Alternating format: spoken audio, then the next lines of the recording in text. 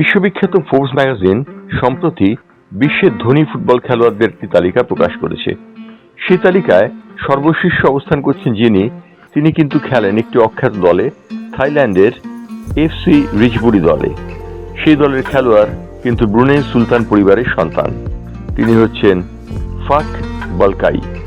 তার অর্জিত সম্পদের পরিমাণ 174.3 কোটি টাকা আয় নিয়ে ফাক বলকাই সবার উপরে জায়গা করে নিয়েছেন। এই তালিকায় লিওনেল মেসি কিন্তু তৃতীয় স্থানটি পেয়েছেন। তার উপরে স্থান পেয়েছেন CR7 অথবা ক্রিশ্চিয়ানো রোনাল্ডো। ক্রিশ্চিয়ানো রোনাল্ডো এ পর্যন্ত অর্জন করেছেন 6,972 কোটি টাকা। তিনি পর্তুগালের খেলোয়াড় এবং বর্তমানে খেলেন সৌদি আরবের আল নাসেরি দলে। তিনি 6,972 কোটি টাকা উপার্জন করে ইতিমধ্যেই দ্বিতীয় সেরার মর্যাদা পেয়েছেন। তৃতীয় সেরা অবশ্য হয়েছেন লিওনেল মেসি। আর্জেন্টিনার এই খেলোয়াড়টি খেলেন ইন্টার মিয়ামি দলে। তার অর্জিত অর্থের পরিমাণ 5,229 কোটি টাকা।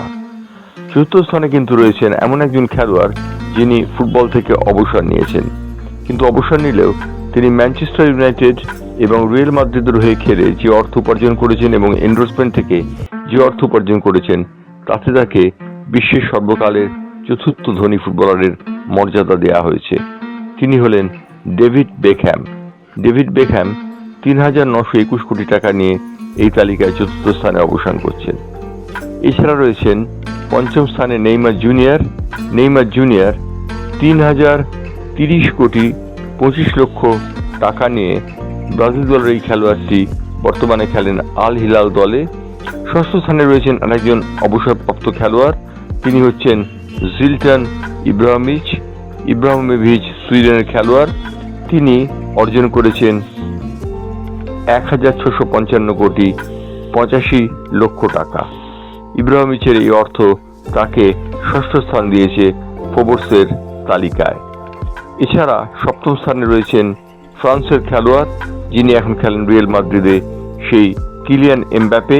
কিলিয়ান এমবাপের অর্জন 1,568 কোটি 70 লক্ষ টাকা। অষ্টম স্থানে রয়েছেন তিনি হচ্ছেন অবসরপ্রাপ্ত আরেকজন ইংল্যান্ডের ফুটবলার, তিনি হচ্ছেন ওয়েন রুনি।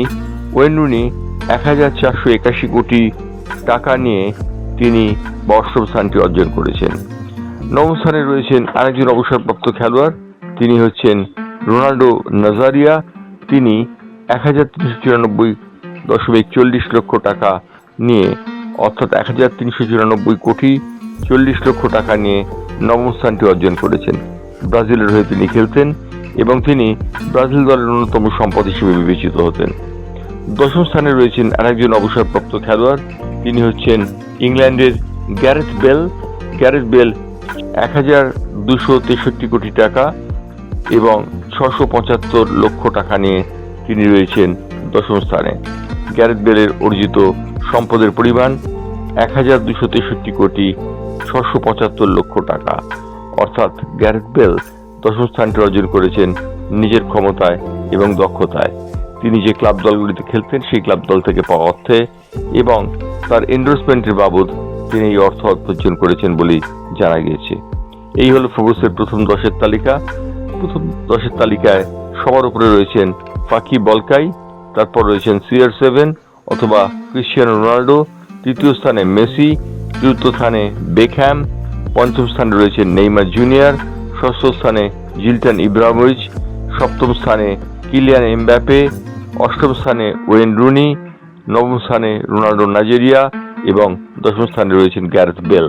এরা হলেন বিশ্বের সর্বকালের সর্বশ্রেষ্ঠ ধনী খেলোয়াড়। ব্যুরো রিপোর্ট, বাংলার পালস টিভি।